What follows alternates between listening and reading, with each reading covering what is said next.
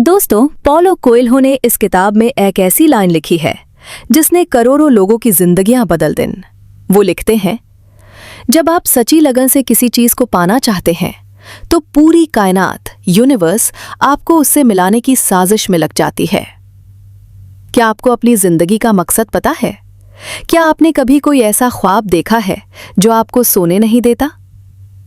अस्सलामुअलैकुम, किताब का खुलासा में खुशअमदीद।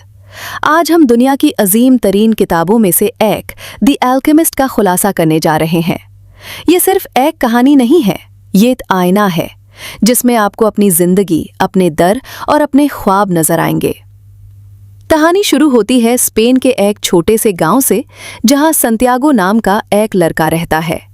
उसके वालिदैन चाहते थे कि वो पदरी बनाए, लेकिन संतियागो को दुनिया घूमने का शौक था। इसलिए उसने भेड़ें चराने का पेशा चुन लिया ताकि वो आज़ादी से सफ़र कर सके। एक रात जब वो अपनी भेड़ों के साथ एक पुराने टूटे हुए चर्च में सो रहा था तो उसे एक ख्वाब आता है। ख्वाब में एक बच्चा उसे कहता है कि अगर तुम मिस्र के एहराम तक जाओगे तो वहाँ तुम्हें एक बहुत बड़ा खजाना मिलेगा। ये ख्वाब उसे पहले भी आ चुका था। संतियागो परेशान हो जाता है। वो एक जिप्सी औरत के पास ख्वाब की तबीर पूछने जाता है और फिर उसकी मुलाकात एक अजीबो-गरीब बूढ़े आदमी से होती है जो खुद को सेलेम का बादशाह मेल्कीसेदेक बताता है। ये बूढ़ा शख्स संतियागो को जिंदगी का सबसे अजीम राज बताता है। वो कहता है, हर इंसान का इस दुनिया में आने का एक मखसूस मकसद है जिसे पर्सनल लेजेंड कहते हैं। बचपन में हम सबको पता होता है कि हमारी मंजिल क्या है, लेकिन जैसे जैसे हम बड़े होते हैं दुनिया हमें ये यकीन दिला देती है कि अपने ख्वाबों को पूरा करना नामुमकिन है। बूढ़ा बादशाह संतियागो को समझाता है कि कायनात की रूह लोगों की ख्वाहिशत से बनती है।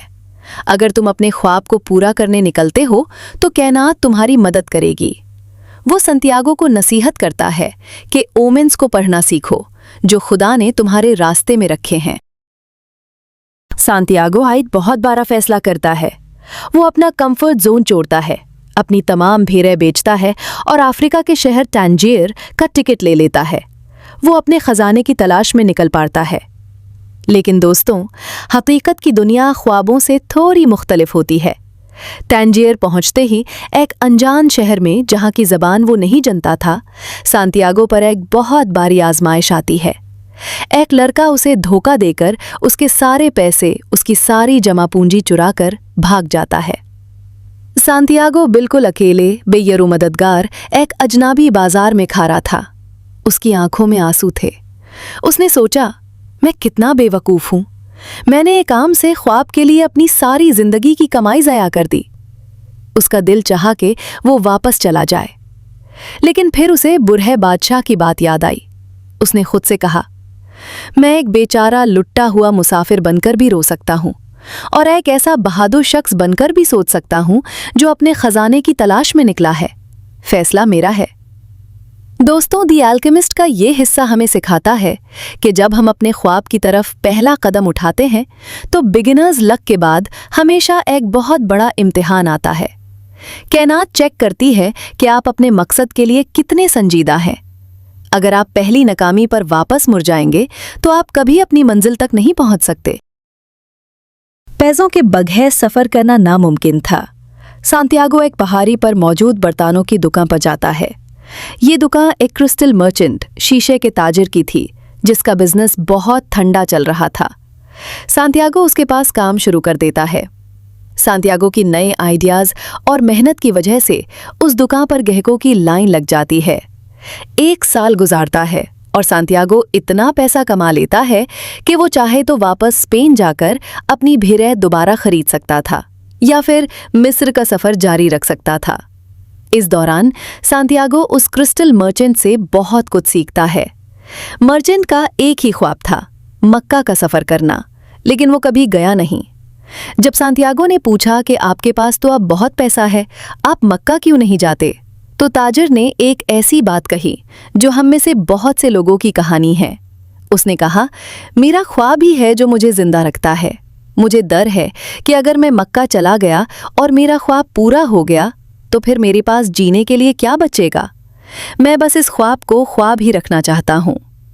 ताजिर कंफर्ट जोन का शिकार था। उसे अपने ख्वाब के पूरा होने से डर लगता था। लेकिन सांतियागो ने ठीक उसी वक्त फैसला किया कि वो इस ताजिर जैसा नहीं बनेगा। वो वापस नहीं जाएगा, वो आगे बढ़ेगा। ताजिर ने उसे अलविदा कहते हुए एक अरबी लफ्ज़ कहा, मकतूब, यानी जो तुम्हारे नसीब में है वो होकर रहेगा। सांतियागो एक कैरवान कफले के साथ सहारा डेजर्ट में दाखिल होता है। वहाँ उसकी मुलाकात एक अंग्रेज से होती है जो एक अजीम एल्केमिस्ट की तलाश में निकला था। एल्केमिस्ट वो होता है जो आम धार को सोने में तब्दील करना जानता है। रेगिस्तान का सफ़र सांतियागो को सिखाता है कि खामोशी को कैसे सुना जाता है। वो दुनिया की रूह को महसूस करने लगता है। कफला एक नखलिस्तान में रुकता है जिसे अल फयूम कहते हैं, क्योंकि आगे काबीलों की जंग चल रही थी। यहाँ सांतियागो की मुलाकात एक लड़की से होती है जिसका नाम फातिमा है। सांतियागो को पहली ही नज़र में उससे ऐसी मोहब्बत हो जाती है जिसे किसी ज़बान की ज़रूरत नहीं थी। वो फातिमा को बताता है कि वो उसके लिए अपना खजाना छोड़ने को तैयार है और यही रेगिस्तान में रहना चाहता है। लेकिन फातिमा दुनिया की आम लड़कियों जैसी नहीं थी। वो उससे कहती है, मैं रेगिस्तान की बेटी हूँ। मैं चाहती हूँ कि तुम अपने खजाने की तलाश में जाओ। अगर मैं तुम्हारी असल मंजिल का हिस्सा हूँ तो तुम एक दिन मेरे पास वापस ज़रूर आओगे। साची मोहब्बत कभी किसी को अपनी मंजिल पाने से नहीं रोकती। पॉलो कोएल्हो का ये पैगाम बहुत अजीम है। अक्सर हम अपने ख्वाबों को अपनों की मोहब्बत या रिश्तों के डर से जोड़ देते हैं, लेकिन जो रिश्ता आपको आपकी हकीकी मंजिल से रोकाए वो सच्चा नहीं होता। साची मोहब्बत आपको बेहतर बनने की हिम्मत देती है, आपकी उड़ान को रोकती नहीं। ओएसिस में सांतियागो की मुलाकात बिल आखिर उस अजीम एल्केमिस्ट से होती है। एल्केमिस्ट सांतियागो को अपने साथ आगे सफ़र पर चलने को कहता है। जंग के इलाके से गुजारते हुए इन्हें दुश्मन काबीले के लोग पकड़ लेते हैं। उन्हें मारने का हुक्म होता है। एल्केमिस्ट दुश्मनों के सरदार से कहता है, मेरा ये दोस्त एक अजीम जादूगर है। ये 3 दिन में खुद को हवा में तब्दील करके दिखाएगा। अगर ये ना कर सका तो हमारी जान ले लेना।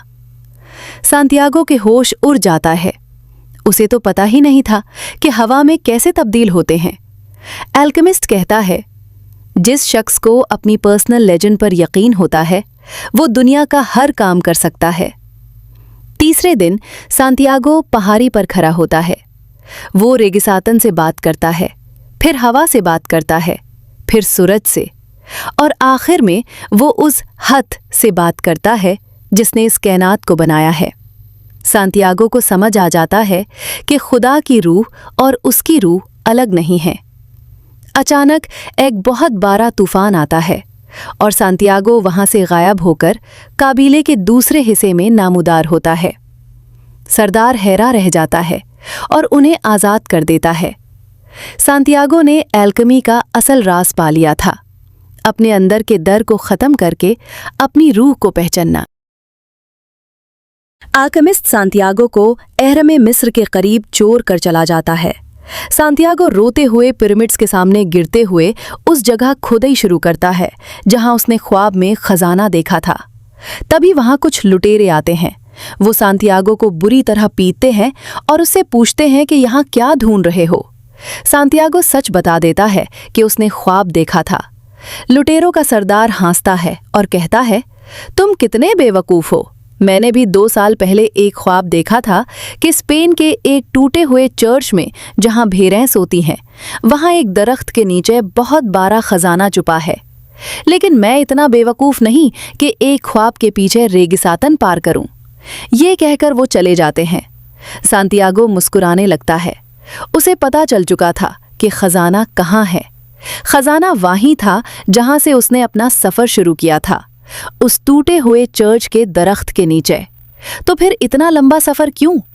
क्योंकि अगर सांतियागो वो सफ़र ना करता तो वो कभी स्पेन से बाहर नहीं निकलता, वो कभी एल्केमिस्ट से नहीं मिलता, वो कभी अपनी मोहब्बत फातिमा से नहीं मिलता, और सबसे बढ़कर वो कभी अपना असल ज़ात दरियाफ्त नहीं कर पाता।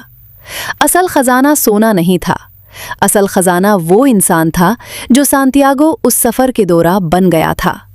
दोस्तों, हमारी जिंदगी का खजाना भी हमारे अपने अंदर छुपा है, लेकिन उसे पाने के लिए हमें अपने कंफर्ट जोन से बाहर निकालकर दुनिया का सामना करना पड़ता है। आपका ख्वाब क्या है जिसे आप पूरा करना चाहते हैं? मुझे कमेंट्स में जरूर बताएं। अगर द एल्केमिस्ट के इस सफर ने आपके दिल को छुआ है तो वीडियो को लाइक जरूर करें और अपने उन दोस्तों के साथ शेयर करें जिन्हें अपने ख्वाबों पर यकीन की जरूरत है। किताब का खुलासा को सब्सक्राइब करें ताकि हम मिलकर कायनात के राज ढूंढते रहें। अपने ख्वाबों को ना मरने दें। मकतूब। अल्लाह हाफिज।